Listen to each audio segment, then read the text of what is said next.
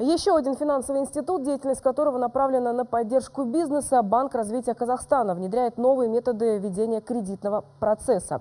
Участие во внедрении систем менеджмента принимают крупнейшие международные консалтинговые агентства. Как результат, отлаженная машина по кредитованию реального сектора. Мои коллеги прошлись по цеху изготовления кредитов. Это анкета, на вопросы которой уже в скором времени будет отвечать каждый клиент Банка развития Казахстана. После того, как потенциальный заемщик заполнит документ, ему уже станет понятно, насколько эффективен и перспективен бизнес. До этого клиент представлял документы, все эти документы рассматривались, хотя никто не мог гарантировать ему, что этот проект в конечном итоге может быть принят банком. Трансформацию в БРК начали в прошлом году. Помощь оказывали ведущие консультанты Ernst & Young и McKinsey. Как результат, за 8 месяцев в банке не только увеличили кредитный портфель, но и сократили сроки рассмотрения заявок на 30%.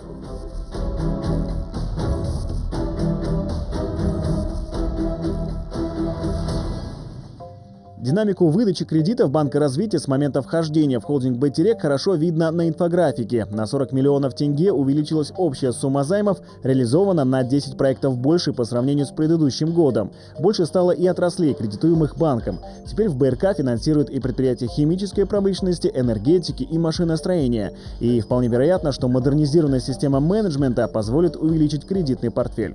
Были определены конкретные этапы процесса принятия кредитного решения и жестко зарегламентированы сроки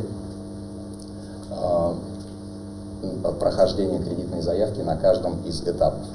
Но я хотел бы подчеркнуть здесь, что речь идет только о тех этапах кредитного процесса, которые находятся непосредственно под контролем банка и его менеджмента. После того, как предприниматель заполнит заявку, а следовательно поймет, что его бизнес может быть эффективным, останется немного подождать. Наблюдать за прохождением процесса можно будет дистанционно через интернет. Сама же процедура обработки займет не больше 75 дней. Раньше на это уходило 3-4 месяца. Четко разграничены и функции персонала. Теперь одни будут работать только с клиентами, другие отвечать за обработку клиентских операций. Как результат, повышение эффективности всей работы. Если раньше 40% всех сотрудников банка были задействованы в кредитной деятельности, 60% это вспомогательный персонал. В рамках трансформации на сегодняшний день соотношение следующее. 60% всех сотрудников банка это люди, которые прямо вовлечены в кредитный процесс Банка развития. Чаще всего БРК работает с большими штучными проектами. Как заявил Балат Джамишев, их сегодня по стране 38. Один из таких – Казазот, единственное предприятие в Казахстане, производящее аммиак и аммиачную селитру для агропромышленного комплекса и горнодобывающей отрасли. Год назад на предприятии оптимизировали производственный цикл, начав использовать собственные источники энергии. Это заметно помогло увеличить рентабельность. А на деньги Банка развития удалось профинансировать 4 приоритетных проекта, которые в перспективе снизят себестоимость товара и увеличат производительность. У нас стоит в программе дальнейшая глубокая переработка газа. Поэтому мы сейчас делаем эту модернизацию, строим Гранд-башню, которой не было никогда здесь. На 100% уверен, что государство нас всегда поддержит, так как мы перерабатывающая отрасль, также мы экспортоориентированные предприятия. Компании, подобные Казазоту, у БРК в приоритете, и на положительное заключение по кредитной заявке не всегда влияет масштаб предприятия. Главное – ответственный подход к делу и понимание того, чем, собственно, занимаешься.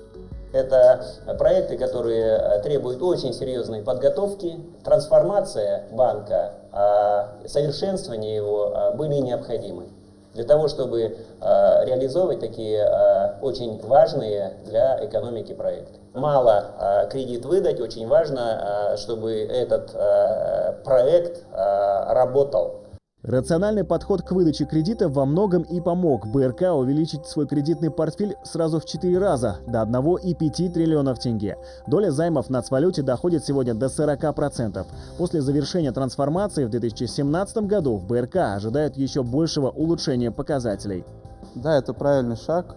В нынешней ситуации, именно ситуации в кризисе, банкам нужно оптимизировать свою работу, адаптироваться и упрощать свою систему именно по выдаче кредитов, нарабатывать своих клиентов.